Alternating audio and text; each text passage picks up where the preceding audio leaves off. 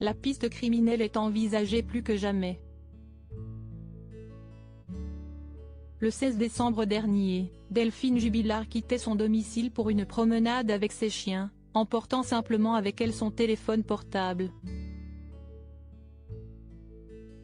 Une promenade de laquelle elle n'est pas rentrée, sans toutefois que son entourage sache pourquoi. Néanmoins, après une battue citoyenne organisée par les autorités dans le village de Cagnac-les-Mines où elle réside avec sa famille, et où un couteau et d'autres objets ont été retrouvés sans que l'on sache s'ils sont liés à la disparition de l'infirmière, ses proches croient de moins en moins à la théorie du départ volontaire. Elle est partie sans papier, sans argent, et son fort attachement à ses 2 enfants renforce l'idée d'une piste criminelle pour expliquer qu'elle ne donne aucune nouvelle, a précisé un proche du dossier aux Parisiens, en kiosque jeudi 24 décembre.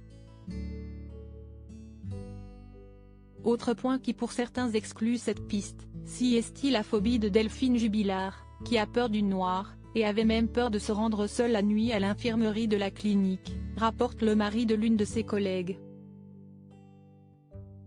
Une enquête ouverte pour enlèvement et séquestration après une battue citoyenne organisée dans le périmètre le plus probable dans lequel Delphine Jubilard aurait pu disparaître, le procureur de Toulouse a annoncé l'ouverture d'une enquête pour enlèvement et séquestration.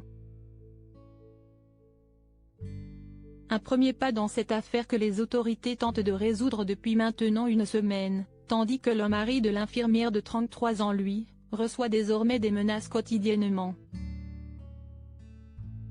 Cédric Jubilard comparé à Jonathan Daval en instance de divorce avec la mère de ses 2 enfants, Cédric Jubilard a alerté les autorités après avoir constaté la disparition de sa femme.